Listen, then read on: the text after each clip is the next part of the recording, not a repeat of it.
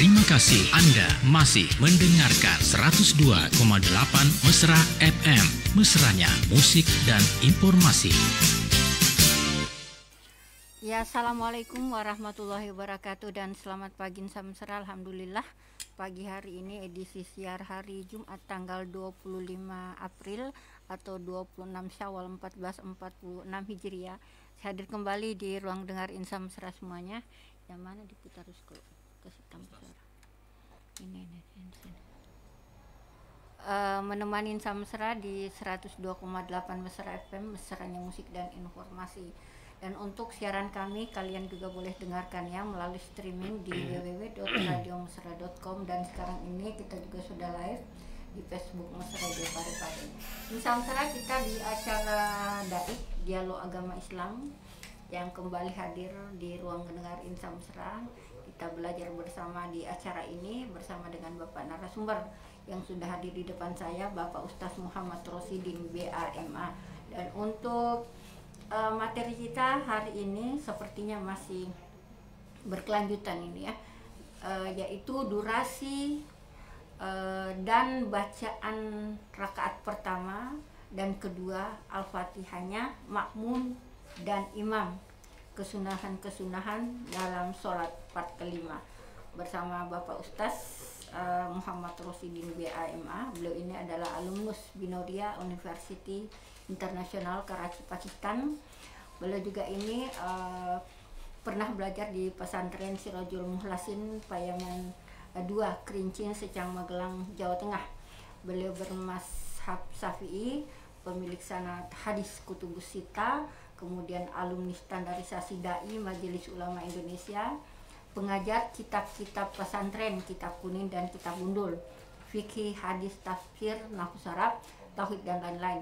Beliau juga adalah salah seorang anggota dari Dai KPK, pembina Tahfiz Mandua Parepare, anggota Ansor Kota Parepare, dan ketua harian DMI Kelurahan Ujung Bulu. Ya, itulah profil beliau.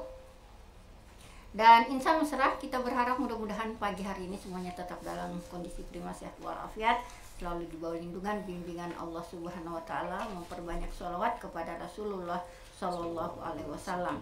Dan yang ingin bergabung nantinya tetap kita di 0853 9535 0907.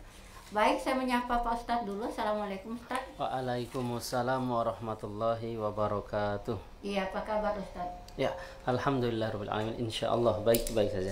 Alhamdulillah. Dan kita juga berharap pendengar kita semuanya tetap dalam kondisi prima. Ya, materinya sudah saya sampaikan Ustadz. Ya. Silahkan kita bahas pagi hari ini. Ya. Bismillahirrahmanirrahim. Assalamualaikum warahmatullahi wabarakatuh. Waalaikumsalam warahmatullahi wabarakatuh. Alhamdulillahirobbilalamin. Allahumma sholli ala sayyidina Muhammad wa ala ali sayyidina Muhammad. Insan Mesra dimanapun berada, segala puji hanya bagi Allah Subhanahu wa Ta'ala. Salawat dan salamnya kita haturkan kepada pemilik pribadi yang pemilik akhlakul karimah, Ya. pribadi yang baik, yaitu yang mulia baginda Nabi Muhammad Sallallahu Alaihi Wasallam. Insan Mesra dimanapun berada, alhamdulillah kita berjumpa kembali di acara Dai Dialog Agama Islam pada Jumat kali ini tanggal 25 bulan 4 2025. Ya. Dan sekarang masih berada di bulan Syawal, masih ada kurang lebih 4 hari lagi 4 hari Syawal lagi, ya. yang belum tuntas. Silahkan tuntaskan, masih ada kesempatan, pahalanya sama seperti melaksanakan puasa 1 tahun. Insan Mesra dimanapun berada, kita akan pada kali ini, Jumat kali ini, yaitu pembahasannya tentang durasi bacaan di rakaat pertama dan kedua, kemudian Al-Fatihah imam dan makmum bagaimana, dan seterusnya. Ini kan memang sebetulnya masih rangkaian daripada kesunahan-kesunahan sholat. Iya. Jadi kalau nanti tulis saya judulnya nanti kesunahan sholat terus, nanti banyak yang bertanya kenapa ini kesunahan sholat terus, maka Tidak kami habis ini, ambil ya. ini judulnya memang panjang, cuma kita ambil ininya supaya lebih detail. Sebelum kita memulai, alangkah baiknya kita saling mendoakan. Doa itu bisa kirim Al-Fatihah, bisa apa, doa itu baik kepada yang masih hidup, yang sudah meninggal itu baik semuanya, insya Allah. Sampai kita doakan terutama lagi kepada Andai Guru Pak Bajah ya, beliau yang mencetuskan daripada Radio Mesra, merintis beliau supaya orang-orang ini tahu agama lewat radio. lewat sinyal. Nah, ini beliau-beliau ini pahalanya Masya Allah. Kemudian doakan juga kepada Gurutan tadi yang ada di Sulawesi Selatan, ya, terutama Bapak Kiai J. Abdurrahman Ambudale dan yang lainnya. Kemudian keluar guru-guru kita di dalam negeri, luar negeri yang masih hidup, yang sudah meninggal, siapapun itu, dan teman kita, keluarga kita, siapapun yang kenal kepada kita, baik yang tidak kenal, pokoknya kita doakan. Kita doakan ala hadiyah wa ala niyatin kuliah sholiyah syai'ulillahi al Fatihah. A'udzu billahi minasyaitonir rajim. Bismillah. Suratul ladzina Bismillahirrahmanirrahim. Radhiyallahu anhu bihi laikol sukutul ma'mumi wa insatu li qiraati imamihi. Jadi termasuk masih lanjutannya itu diamnya si makmum dan mendengarkan bacaan si imam. Nah, ketika imam baca Al-Fatihah, baca Quran, maka si makmum mendengarkan. Terus kapan bacaan Al-Fatihahnya? Wa qiraatul Fatihati lil makmumin ba'da ta'min, yaitu membacanya Al-Fatihah bagi si makmum setelah ucapan amin. Imam waladhdallin amin. Nah, di situ letak daripada tempat daripada si makmum membaca Al-Fatihahnya setelah waladhdallin amin baca Al-Fatihah. Oh, Ustaz, bagaimana biasanya kalau tarawih? Kadang kalau baca Al-Fatihah setelah amin itu biasanya nggak sampai. Al-Fatihah bagaimana? Ya udah, boleh juga bacanya ketika pas imam baca Al-Fatihah kita pun baca Al-Fatihah, silahkan. Karena ada sebab bahwasanya ketika tarawih agak cepat biasanya. Seperti itu.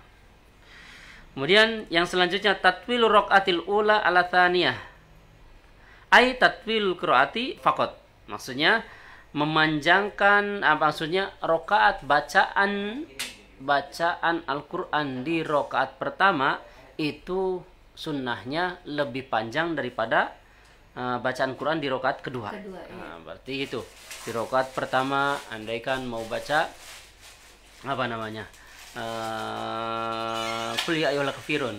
Nah, ini kan tidak panjang tidak pendek. Nanti di rokaat kedua agak pendeknya pilih, di bawahnya kah, idza kah, atau qula'at kah, atau an-nas, silahkan. Rakaat pertama kita baca amma yatasaalun, rakaat kedua ya udah yang tidak terlupa, yang tidak lebih panjang daripada amma yatasaalun. Nah, berarti kalau rakaat pertamanya baca baca seperti Al-Bayyinah, lam yakunil ladzina kafaru min ahli kitab wal musyrikin munfaqina hatta ta'tiyahumul bayyinah. Terus, nah itu kan agak lumayan. Nah, berarti rakaat kedua nanti di bawahnya, maksudnya lebih pendek. Jangan kebalik. Kita baca Al-Bayyinah, lam yakunil. Kemudian rakaat keduanya malah baca amma yatasaalun, kan kebalik, ini lebih panjang rakaat keduanya. Jadi rakaat pertama itu lebih panjang bacaannya daripada rakaat kedua. Itu kesunahannya. Kemudian sesuai urutannya, Bapak Ibu, insan marsar di mana pun berada. Urutannya apa? Yang atas dulu baru ke bawah. Jangan sampai Qul a'udzu bil falak sama An-Nas duluan mana kalau dalam urutan Al-Qur'an? Berarti Al-Falak dulu, baru An-Nas. Kita mau baca nih. Baca, saya rakaat pertama Qul a'udzu birabbin nas, malikin nas. Rakaat kedua Qul a'udzu bil falak. Nah, itu maksudnya memang sah, tidak apa-apa, cuma tidak afdol, tidak sunnah-sunnahnya itu dari atas dulu sesuai urutannya, atas ke bawah. Gitu. Meskipun sebenarnya Ustaz surahnya itu panjang, misalkan ini surah An-Nas kita baca di rakaat pertama, ini kan panjang, agak panjang sedikit ketimbang Qul huwallah.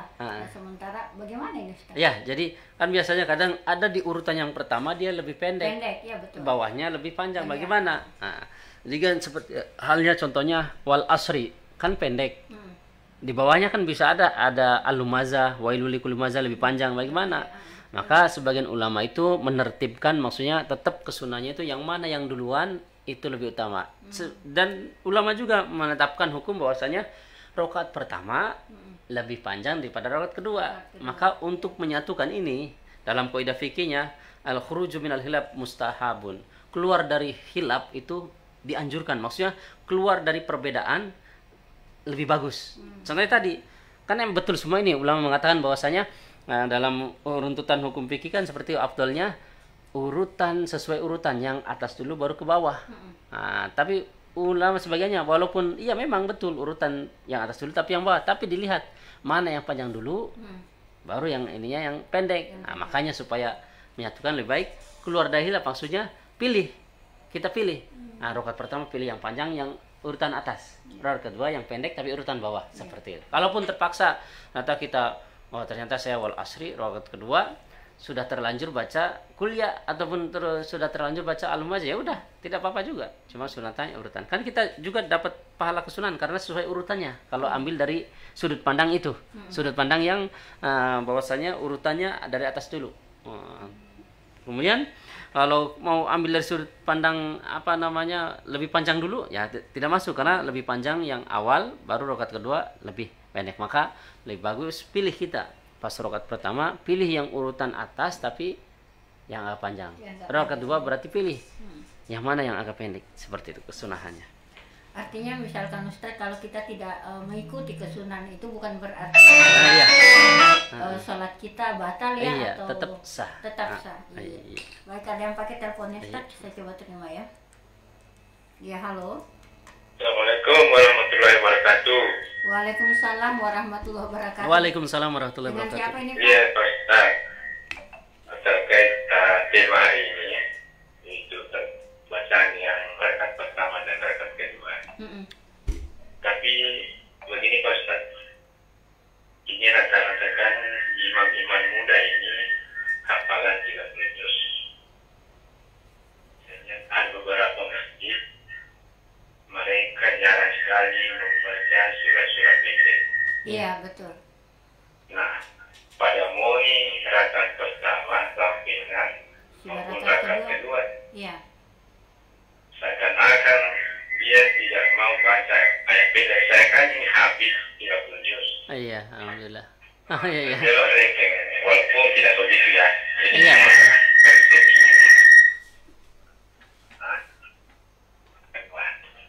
Mereka bagi siko surat pendek apa habis di tahu. Iya. Jadi kalau salat maghrib dan isya, ada beberapa syarat biasa sehingga itu sampai mana. Panjang sekali. Mengenai sunnah, maka tidak apa-apa sih. Iya, betul. Tapi pernah juga saya dengar Pak Ustaz, makanya dia imamnya giliko dulu, makanya biasa ada imam apa itu namanya, usul apa ya lu usul apa? Sausu Bahkan dirapatkan barisan supaya ditaman kolong katumatua. Oh iya. Karena anak. Nah, maka kalau dia paham maka tidak terlalu panjang ayatnya baca. Tapi kita berpikir rata-rata yang pokoknya nak cacat bamilau. Iya. Iya. Pertanyaannya Pak Man? Pertanyaannya apakah itu menyalahi sunnah ataukah itu nomor gagah? Iya. Nah, itu anunya. Iya. Apa harus ditahu? Ya. Ya. Kalau untuk memperlancar hafalan ini barangkali Pak Alan. Dia nggak lancar memang dia ngasih tujuh. Iya. Makanya jarang-jarang diambil surah-surah pendek. Iya. Lampe-lampe. Baru kalau berdoa ibadah. Lampe Pak. Malam itu apa? Dijaharkan pokoknya. Iya, dibesarkan. Iya, dibesarkan. Namo loro kalau wali contoh. Oke. Ya oke Pak, itu saya Ustaz. Iya. Terima kasih. Terima kasih. Waalaikumsalam warahmatullahi wabarakatuh. Ini Pak Alan Tahir ini di Jalan Andi Cami Pak Ustaz. Di Andi Cami, Pak Alan Tahir. Oh iya. Tadi itu pertanyaannya barangkali sudah dimengerti Pak Ustadz ya? Iya, daripada intinya bagaimana ketika seorang imam bacaannya panjang, bacaannya panjang, kemudian seolah-olah bahkan sering ditemui tidak baca surat pendek, seolah-olah saya hafal, banyak ya. Jadi seolah-olah. Iya, seolah-olah. Iya, soalnya saya ini kan sudah hafal, Hafiz, jadi Hafiz.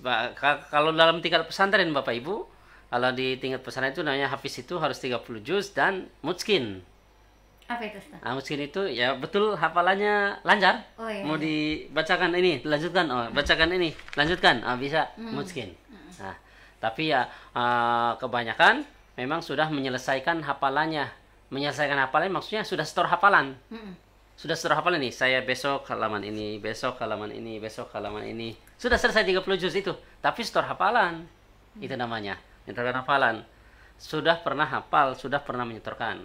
Kalau habis 30 mutskin itu, nanti kalau di pondok itu biasanya kalau di namanya ada kubro ya. Kalau di sistem pondok tabligh itu kubro itu disimak di depan di halayak ramai. Dia duduk di depan tanpa melihat mushaf, tanpa melihat Quran.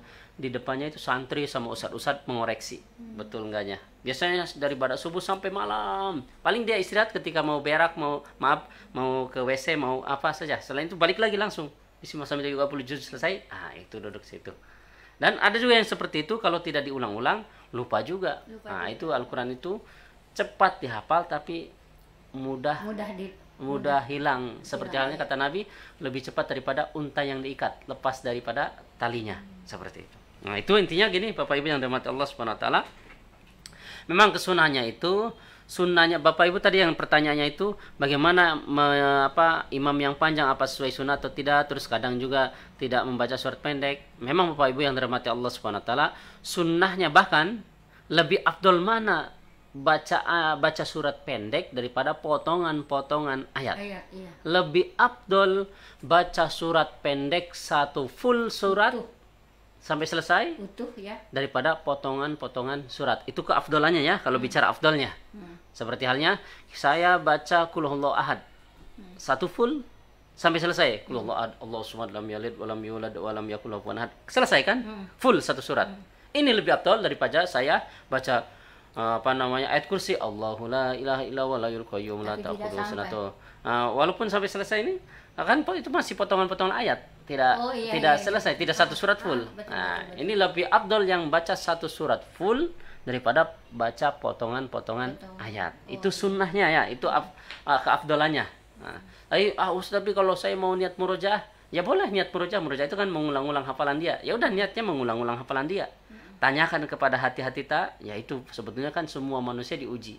Ustadz diuji. Apa saya niatnya karena Allah? Tidak. Menyampaikan ilmu, menyampaikan hadis, menyampaikan fikih, hadis, tafsir apa semuanya. Apa niatnya karena supaya disebut ustadz? Apa niatnya supaya saya dipanggil hebat? Apa niatnya supaya orang-orang itu tahu agama? Imam juga diuji, apa niatnya karena Allah, apa niatnya karena supaya saya disebut suaranya bagus, apa karena saya niatnya supaya hafalannya bagus, hafalannya panjang-panjang suratnya. Tanyakan kepada diri kita masing-masing. Ini bagi kita per individunya. Dan bagi kita Bapak Ibu yang dirahmati Allah Subhanahu wa taala, insan mesra. Nah, itu dilihat ketika di zaman Nabi pun itu kalau mau panjang-panjang di rumah sendiri, sholat sendiri. Kalau mau panjang, karena setiap orang itu beda-beda. Bahkan ketika di zaman Nabi masih ada Nabi, ada sahabat ngadu, ya Rasulullah, si sahabat Fulan, si Fulan ini kalau imam panjang-panjang ini kami tua-tua bagaimana? Maka panggil itu orangnya, panggil itu sahabat tersebut, panggil. Kata Nabi, kamu kalau jadi imam lihat makmummu di situ ada orang tua atau tidak. Kalau ada orang tua, ya udah bacanya yang biasa aja, yang pendek-pendek. Karena setiap orang itu beda-beda kemampuannya. Kalau mau panjang di rumah saja sendiri. Kalau mau ini ya udah baca tidak terus terlalu panjang. Ini keumuman mana? Ini maksudnya nggak usah panjang, kecuali biasanya di pesantren kan udah anak-anak muda semua rata-rata kalau di pesantren. Nah itu apalagi di pesantren ya udah mudah-mudah ya silakan panjang-panjang. Kalau di tempat umum ya di masyarakat juga pasti lebih suka yang cepat-cepat. Iya, betul. Bahkan doa pun itu tadi ya dikatakan pertanyaannya doanya panjang-panjang. Ya makanya doa juga walaupun bacaan apapun, yang penting intinya mana, intinya minta apa, udah. Kalau panjang-panjang doa sendiri. Kalau ataupun pas momennya ketika betul-betul momen apa, acara apa, ketika yang mengharuskan doa panjang ya silakan. Tapi di acara-acara apapun pasti rata-rata lebih suka yang pendek. Iya. Karena pada intinya saja udah minta kepada Allah dalam hati kita masing-masing, amin. Yang imamnya pakai Arabnya udah. Nah, itu pelajaran bagi kita semua ini, anak-anak muda atau ya anak muda semuanya ini ya, semoga aja ada tersampaikan suara ini kepada siapapun. Ya udah niatnya karena Allah, kemudian intinya aja yang pendek-pendek. Semua masyarakat pasti suka yang cepat-cepat. Nah, termasuk doa yang dijaharkan itu. ya, doa yang dijaharkan juga. Silakan doa dijaharkan. Bisa ya. Bisa dijaharkan. Ada juga yang tidak dijaharkan. Ada juga yang tidak dijaharkan. Iya. Karena memang Nabi pernah dijaharkan bersama, Nabi pernah tidak. Nah, doa bersama pernah, sendiri-sendiri pernah. Nah, dan salah satu hikmahnya itu doa dijaharkan supaya mengajarkan kepada makmumnya doa bersama. Tapi ingat itu, jangan panjang-panjang karena nanti orang nggak khusyuk dan nggak ikhlas. Nanti takutnya menggerutu di dalam hati, malah rusak niatnya. Makanya para imam muda-muda perhatikan makmum di zaman Nabi saja Nabi menegur, ada sahabat yang ngadu kepada Rasulullah karena panjang-panjang bacaannya sehingga Nabi langsung menegur gitu. Intinya cari yang pendek, cari yang singkat, yang padat, seperti itu.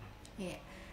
Terima kasih Pak Ustadz. Saya menemui dulu yang sudah gabung di Facebook. Ada Hajirana Umar. Bismillah. Assalamualaikum, afwan Ustadz, izin hadir menyimak dan mendengarkan. Ya, terima kasih untuk Bu Hajirana. Silahkan bertanya kalau ada yang dipertanyakan. Kemudian ada Hasnita Lina Lintar. Assalamualaikum, hadir warga Rekam Monitor.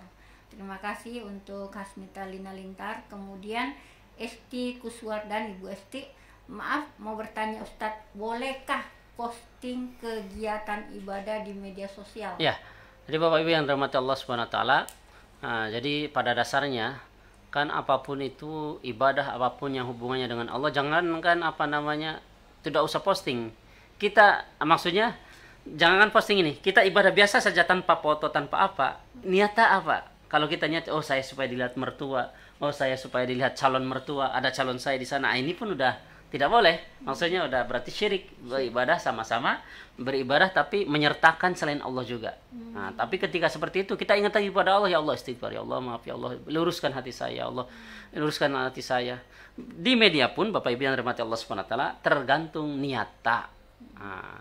Setan itu nggak akan ridho itu, maksudnya si manusia supaya pahalanya itu agak berkurang atau tidak diterima, yaitu menggoda. Terus kalau kita ada niat baiknya apa? Supaya apa? Supaya orang mengikuti, supaya orang ada yang terkesan. Nah, seperti halnya kami nih, mau ada yang lihat, nggak ada yang lihat, saya posting itu ceramah-ceramah dari Gus Baha, ceramah dari Ustaz Andi Dayat, ceramah dari Ustaz Abdul Somad, dari mana-mana, ataupun kata-kata yang kami terkesan, ataupun pengajian saya posting. Niatnya apa? Ya kadang tergelincir ini juga, saya hebat. Ya udah istighfar lagi pada Allah. Ya Allah, maaf ya Allah. Luruskan hati saya niatkan karena Engkau ya Allah, semoga orang tahu ada pengajian di sini, semoga orang tahu ada pengajian di sini, siapa tahu ada yang mau menuntut ilmu, ataupun supaya niat juga saya terkadang niatnya ini juga niatnya apa, supaya teman-teman yang belum pede, yang lebih pintar dari kami, yang lebih pintar, lebih hebat, langsung aja, nggak usah malu-malu, kami aja yang bodoh-bodoh ini mau, apalagi yang lebih pintar ranking-ranking satu terus itu, langsung aja. Itu niatnya apa? Niatnya kalau untuk memotivasi, untuk yang lain pun dapat ilmu, silahkan. Kalau niatnya pamer, ya ini niatnya. Jadi tergantung niatnya. Niatnya, segala suatu aspek kehidupan apapun tergantung niatnya. Nah, udah. Yang namanya manusia kadang ada rasa apa? Itu belokkan lagi, ya Allah, saya ini. Ya Allah, saya ini bisa ini. Oh, ini. Tapi ketika ada rasa seperti itu, langsung beloknya. Ya Allah, maaf ya Allah, luruskan lagi. Maka dalam sholat itu ihdinas siratal mustaqim. Luruskan lagi. Makanya ketika sholat juga kan Bapak Ibu, dimulai dengan takbir, diakhiri dengan salam. Yaitu setelah salam itu apa yang ucapan pertama? Astagfirullah. Kenapa? Takut-takut sholatnya enggak sempurna, maka kita istighfar lagi. Bahkan setelah sholat pun, padahal sholat itu ibadah yang paling utama, setelah sholat kita disuruh istighfar lagi. Apa? Takut-takut sholat tadi belum sempurna ataupun kurang sempurna ataupun seberapa persennya yang bagusnya seberapa, maka istighfar setelah sholat langsung istighfar. Kita pun dalam aspek kehidupan apapun, mau aktivitas apa di medsos kah atau posting apapun, ya udah, ya Allah luruskan hati saya. Ketika ada rasa ingin dipuji, ya Allah perbaiki saya, maaf ya Allah. Nah, maaf, langsung niatnya ke yang lain, niatnya supaya apakah? Niatnya supaya yang lain termotivasi, supaya yang lain niatnya terpancing melakukan amal ibadah juga, silahkan. Tadi kalau disampaikan sama maaf Pak Ustadz. Tadi disampaikan sama Pak Ustadz bahwa ini termasuk syirik. Iya. Jadi kan ibadah menyertakan selain Allah berarti menyekutukan Allah.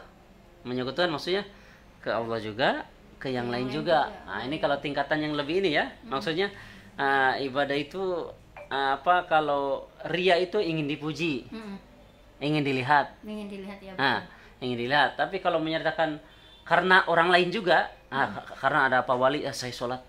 Karena ada Pak ini, berarti kalau nggak ada beliau, nggak saya mau berjamaah. Karena ini berarti menyertakan yang lain juga. Yang lain selain Allah. Tapi walaupun seperti itu Bapak Ibu, kalau gitu saya nggak usah, jangan. Udah walaupun seperti itu sholat tetap. Nanti tetap ada nilainya. Seperti anak kecil, anak TK disuruh menggambar gajah, pasti nggak akan persis. Tapi walaupun nggak persis tetap ada nilainya. Kita pun Bapak Ibu, jangan sampai seperti ada, memang kamu sholat udah khusyuk, nggak usah sholat, percuma, nggak usah. Jangan mendengarkan orang yang seperti ini, bahaya. Malah itu pernah ada yang menyampaikan ke saya, Pak Ustadz, bahwa untuk apa juga sholat katanya. Surga dan neraka sudah ditentukan. Ya betul. Jadi Bapak Ibu, surga neraka itu bukan karena sholatnya kita, amal kita, bukan, sudah ditentukan oleh Allah. Tapi ada satu sifat Allah, apa?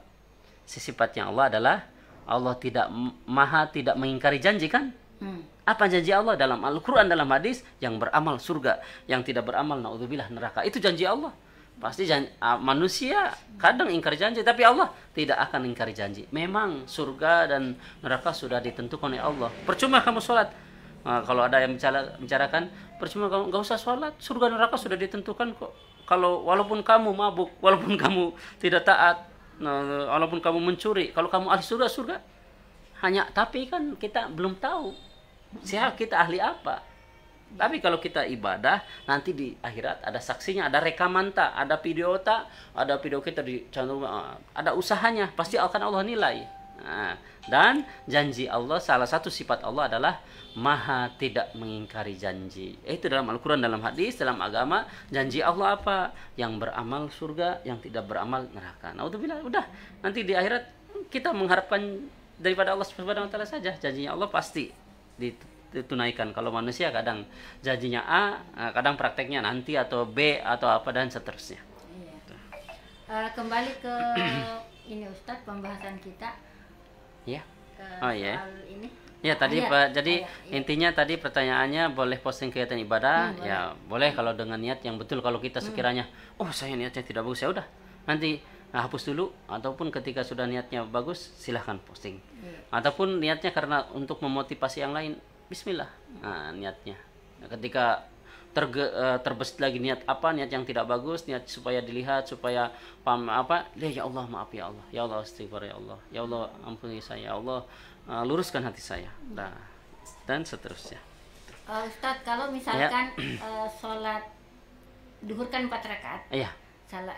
Rakaat pertama baca surah-surah, kedua juga, terus yang ketiga keempat boleh tidak kita tidak? Ya boleh tidak perlu baca surah lagi. Tidak perlu pun, tidak baca pun tidak apa-apa, baca pun dapat kepahala, kesunahan. Itu. Lanjut ya. Ya silakan. Bismillahirrahmanirrahim. Dan selanjutnya takbiratul intiqalat, yaitu takbir di setiap perpindahan gerakan. Itu namanya takbir intiqal. Apa? Qaulu Allahu qaulu Allahu Akbar. Allahu Akbar. Berarti tiap ganti gerakan Allahu Akbar, Allahu Akbar, Allahu Akbar. Indal intiqal min kulli ruknin illal intilal. Di setiap perpindahan rukun, di setiap ganti-ganti rukun. Allahu Akbar dari berdiri, kemudian ruku, Allahu Akbar. Kecuali illal itidal, kecuali itidal. Itidal itu bangkit dari ruku. Berarti bangkit dari ruku bukan Allahu Akbar, tapi apa ucapannya, yaitu wa yusannu, yaitu sami Allahu liman hamidah. Ketika itu adalah berarti sami Allahu liman hamidah. Jadi tidak perlu pengucapan Allah. Iya, tidak. Dari ketika bangkit dari i'tidal, setelah ruku itu sami Allahu liman hamidah ininya. Sekurahannya. Tapi kalau umpama Allahu Akbar, ya udah, karena dia kan lupa juga. Kan tidak membatalkan juga karena zikir itu. Kan kalau dalam sholat kita ditambah zikir apapun itu, yang penting bahasa Arab boleh, tidak batal. Kecuali kalau pakai bahasa selain Arab maka membatalkan. Itu. Saya pernah dengar Ustadz, saya pernah sholat subuh di satu masjid, imamnya itu Ustadz kunut, tapi bukan doa kunut yang dibaca. Bagaimana itu Ustadz? Iya, jadi doa kunut itu Bapak Ibu, itu yang kunut itu ada yang sudah terwarid, maksudnya terwarid itu sudah tercantum, tertulis ataupun terarahkan di dalam hadis. Ada seperti Allahumma hdini fiman hadait atau Allahumma hdina fiman hadait dan seterusnya. Ada juga tidak. Kalaupun tidak baca itu tidak apa-apa. Yang penting baca Arab. Mau doa ke mau apa boleh. Sah saja. Gitu. Dan kunut itu nanti ada kunut rawatib, ada kunut nazilah, beda-beda nanti. Kunut rawatib itu kunut yang didawamkan, diteruskan di setiap subuh. Tapi kalau kunut nazilah itu setiap tadi, kalau kunut rawatib itu setiap subuh, rakaat kedua dan ketika witir Ramadan. Nah, tapi kalau kunut nazilah ketika ada hal-hal ataupun ada musibah-musibah ataupun ada apa namanya yang digempur seperti hal di Palestina, kan masih digempur terus ya, itu kita kunut nazilah. Bahkan di setiap waktu ya kita sunnah mau kunut terus silahkan. Kan ada juga itu di mana masjid mana, salah satunya kalau tidak salah Bapak Ibu kami mendapati kemarin-kemarin beberapa bulan yang lalu sebelum kalau tidak salah sebelum sebelum Ramadan bulan 12 ke bulan 1 itu kami sholat di sana di Mangkoso, kunut itu zuhur pun asar pun. Nah berarti kunut nazilah itu mendoakan Palestina boleh. Bahkan setiap 5 waktu pun kita kunut, dari sekarang pun sampai kapan, sampai Palestina damai boleh setiap saat, silahkan. Itu namanya kunut wasilah. Nazilah. Oh nazilah ya. Karena ada musibah turun atau ada musibah menimpa ataupun ada kecelakaan ataupun ada kemalangan, termasuk kan di Palestina itu kan musibah ataupun kemalangan atau kesedihan apa semua, supaya diangkat oleh Allah. Nazilah itu mengangkat dan seterusnya. Nanti bisa dibahas di pembahasan kunut. Kemudian tadi takbir intikal. Wa yusannu maddu takbiri ila ayyasila ila ruknil alladzi ba'dahu. Yaitu sunnahnya durasi takbirnya dari satu tempat ke tempat yang lain, dari pergerakan lain ke pergerakan lain, itu sunnahnya itu durasi takbirnya Allahu Akbar sampai durasi dia mendapati rukun yang selanjutnya, sampai mendapati pergerakan yang selanjutnya. Contohnya Allahu Akbar, berarti kalau mau ruku berarti Allahu Akbar dah. Jangan Allah belum selesai Allahu Akbar padahal belum selesai. Ataupun kalau seperti ini nggak apa-apa sih, umpama sudah selesai, sudah ke ruku nih, dari berdiri ke ruku Allahu Akbar. Nah, kalau dipanjangkan barnya, baknya nggak boleh, tapi kalau Allahu Akbar boleh. Kalau Allahunya yang dipanjangkan panjang boleh. Kalau Allah baknya yang dipanjangkan nggak boleh, karena jadi dimatkan, merusak makna. Tapi kalau Allahu Akbar kan ketika yang agak panjang kan panjang biasanya. Dari itidal, setelah ruku kan itidal. Mau sujud Allahu Akbar. Kadang juga kan sudah sampai tapi Allahu Akbar. Nah, boleh juga. Boleh, ya. Tapi bagusnya untuk menghemat, kadang tergantung imamnya, kadang supaya nadanya itu pas, padahal sudah sampai ke tempat dia berpindah, tapi masih ada Allahu Akbar, padahal sudah nyampe. Ya tidak apa-apa kalau seperti itu. Yang nggak boleh itu banyak yang panjangkan. Saya pernah mendapati, coba, saya pernah mendapati di satu masjid itu setelah sujud berdiri, di situ yang panjang Allahu Akbar. Ya, jadi kalau baknya yang panjang tidak boleh, merusak makna, membatalkan. Tapi kalau Allahnya panjang boleh. Gitu. Tapi kalau Allahu Akbar maka boleh. Tapi kadang ada yang kepanjangan juga, nanti capek makmumnya. Kan biasanya sudah bangkit dari sujud Allahu Akbar, sudah berdiri dari nih. Ya tidak apa-apa, cuma kan jangan terlalu panjang kadang. Mungkin tapi biasanya itu karena mencocoki nadanya. Biasanya. Ketika sujud juga bangkit dari ruku itidal. Allah sudah sampai ini sujud. Oh, masih Allahu Akbar. Panjangan. Kemudian yang selanjutnya, kalau tadi umpama kan sunnahnya itu ketika bangkit dari ruku istidal, namanya sami Allah. Tasmi'u indal itidal. yaitu wahwa qaulu sami Allah liman hamidah. Dan ketika i'tidal itu kita sunnah wa yusannu dzalika li imami wa mu'min wal munfaridi. Sunnah untuk mengucapkan tasmi indal i'tidal sami Allah liman hamidah. Bagi siapa? Wa yusannu dzalika, disunahkan bacaan ini tasmi indal i'tidal itu lil imami, bagi imam, wal makmumi, juga bagi makmum, wal munfaridi, juga bagi orang yang sholat sendirian. Berarti kalau bangkit dari i'tidal sami Allahu liman hamidah, imam maupun makmum sami Allahu liman hamidah. Biasa saya dengar juga Ustadz dilanjut dengan Rabbana walakal hamdu itu. Iya. Betul. Jadi tetap sunahnya bagi imam makmum tetap ucapkan itu juga sami Allahu liman hamidah, baru Rabbana walakal hamdu bis samawati wal ardi syembadu dan seterusnya. Itu. Kemudian masih ada yang pertanyaan atau masih ada waktu? Ustaz. Masih ada waktu, Ya. 4 menit lagi Ustaz. Yusannu fir ruku'i, disunnahkan ketika ruku. Nah, sunnahkan ketika ruku yaitu yusannu fir ruku'i maddu dhahril unuki wa nasabu saqaihi wa fakhidaihi wa tafriqu bainahuma biqadri shibrin wa akhdhu rukbataihi biyadaihi wa kashfuhuma wa tafriqul asabi'i tafriqan wasatan atau jihuha lil kiblati wa fathu basarihi wa yujafar rajulu mirfaqaihi an janbaihi wa batnahu an fakhidaihi wa nadru ila mawdi'i sujudihi wa tarku khafdi ra'sihi wa dzikril ma'thuru wa dzikru al ma'thuru. Nah, kemudian Bapak Ibu, wa dzikru al ma'thuru. Nah, kemudian sunnah kesunahan ruku yaitu apa? Punggung dan punuknya diluruskan. Kalau papan ditaruh berarti tidak mencong, tidak membalik, tidak apa, lurus kalau bisa. Wa nasabu saqifa fakhidaihi, dan meluruskan kaki sama paha, kaki sama pahanya itu lurus. Tidak seperti ini. Kadang ketika anak-anak kan mungkin main-main, anak-anak kan nggak tahu, mungkin kadang main-main kan rukunya itu kayak bungkuk, kayak tidak diluruskan lutut, tidak diluruskan paha sama kakinya, betisnya. Nah ini, andaikan ini betis, ini paha, kan kadang ada yang kayak gini kan, kayak gini. Iya betul. Tapi padahal diluruskan ini. Andaikan ini kaki, ini paha, ini lutut, diluruskan, langsung luruskan. Itu jangan kayak gini kan. Kalau ini kan ini berarti lututnya kayak gini.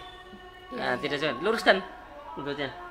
Nah, afdolnya ya, kecuali yang sakit, mungkin ada sakit, ada apa tidak bisa. Nah, boleh-boleh saja kalau sakit. Itu lurus, paha sama kakinya lurus. Wa tafriqu bainahum biqadri shibrin. Dan kemudian jarak antara kaki kanan dan kaki kirinya jadi seukuran sejengkal. Ya berarti segini udah. Jangan juga panjang-panjang sampai ini. Pernah saya lihat dapat Ustaz malah sampai 2 jengkal begitu. Iya, tidak apa-apa sih. Cuma after itu ya udah seukuran sejengkal udah cukup seperti itu. Tapi kalau mungkin dia badannya besar atau mungkin memang dia itu postur tubuhnya memang harus kayak gini, memang tidak bisa kayak gini kecil. Ya udah mungkin ada sebab dia. Coba, betulnya udah sejengkal pun sudah cukup. Berarti sejengkal ini kaki kita ke kanan dan kiri sejengkal, jaraknya udah cukup seperti itu. Gitu. Biqadri shibrin, 1 jengkal udah cukup. Seukuran saja. Wa akhdhu rukbataihi biyadaihi, dan kemudian kedua lututnya di ini tangan dia. Tangan kita, kedua tangan kita berada di lutut kita. Wa kashfuhuma, dan membukanya. Wa tafriqul asabi tafriqan wasatan, dan membuka jari jemarinya ketika ruku ya, dibuka kayak gini. Tidak tutup. Udah ruku dibuka jari jemarinya. Wa tawjihuha lil kiblati, dan fokus pandangan kita ke kiblat, ke arah sujud itu. Wa fathu basarihi, punggung kita, anggota badan kita semuanya fokus ke arah kiblat. Wa fathu basarihi, dan kemudian membuka matanya, maksudnya tidak menutup, tidak merem. Wa ayyuja parajulu mirfaqaihi an janbaihi, dan kalau laki-laki kedua sikunya itu terbuka saja. Untuk laki-laki ya, sholatnya laki-laki, perempuan berbeda. Kalau perempuan agak ditekan ke dada, ke dalam, maaf, itu seperti itu. Wawatnahu an fakhidaihi, dan perutnya juga itu an fakhidaihi. Nah, pokoknya terbuka langsung. Kalau perempuan kan agak ditekan supaya tertekan dadanya gitu. Wan nadru ila mawdi'i sujudihi, dan pandangannya melihat ke tempat sujudnya. Pandangannya melihat ke tempat sujudnya. Bagaimana itu Ustaz? Biasa saya lihat kalau misalkan di masjid itu antara kaki makmum yang satu dengan yang lainnya kadang ada yang ditempel-tempelin begitu Ya, Ustaz. kan jadi Bapak Ibu yang dirahmati Allah Subhanahu wa taala, itu kan dalam hadis itu sawu sufakum fa inna taswiyata subum tamam salat. Luruskan, rapatkan sopnya. Maksud lurusnya sopnya, kalau bagi yang merapatkan itu kepahaman mereka harus betul-betul rapat. Rapat berarti kalau rapat itu berarti yang di bawah selangkangan bolong, berarti setan bisa di situ. Kalau mereka katakan kalau ada celah itu, memang dalam hadisnya kalau ada celah nanti setan seukuran anak kambing akan memasuki celah tersebut. Nanti kalau mereka nempelnya betul nempel ke sana. Tapi di bawahnya selangkangan ada juga bisa masuk. Makanya maksudnya itu kalau menurut guru kami dalam syarahnya juga ya.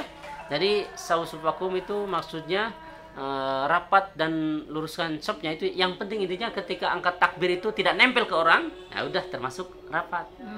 Tidak harus nempel. Coba kita tanyakan ke masing-masing coba. Kalau kita ditempeli orang ke kita, terganggu tidak? Terganggu tidak? Ya. Terganggu tidak? Pasti kayaknya inget terus itu. Ini kaki nempel, jangan kaki teman. Iya, jangan itu. Untung tidak seperti teman saya, sama-sama di pesantren. Teman saya kan orangnya itu ya, apa namanya, barbar, humoris juga, barbar juga. Ada orang yang seperti itu di masjid ketika kita singgah sholat di suatu masjid di pinggir jalan. Ada orang seperti itu nempelkan. Dia angkat kakinya, diinjak itu orang langsung kaget, langsung kawin, langsung ini kesakitan, langsung dia pergi. Nah itu seperti itu. Jadi intinya walaupun tidak nempel, yang penting ukurannya itu seperti kita angkat takbir itu Allah Akbar tidak nempel ke orang lain, sudah termasuk sudah rapat. Iya, sudah rapat. Apalagi kalau kita nempel sekali itu. Kalau nempel sekali berarti itu malah akan memusingkan, mengganggu orang lain. Coba kita ketika ditempeli orang-orang yang menempel itu bahkan mengganggu orang lain. Itu seperti itu. Biasanya seperti itu, terganggu. Nah, apalagi jangankan apalagi orang umum seperti itu. Ada lagi? Insyaallah. Cukup. Masih ada waktu atau cukup? Sepertinya sudah lewat ini. Iya, siap-siap. Nah, kalau sudah saya lihat dulu. Iya. Menarik sekali bincang-bincang kita untuk siang hari ini. Terima kasih Ustadz untuk pelajarannya. Insya Allah bermanfaat bagi kita semuanya. Kalau tidak ada halangan insya Allah ya, halangan Jumat berikut kita akan bersua kembali tentu di materi yang sama. Sampai jumpa. Assalamualaikum warahmatullahi wabarakatuh. Waalaikumsalam warahmatullahi wabarakatuh. Terima kasih Anda masih mendengarkan 102,8 Mesra FM. Mesranya musik dan informasi.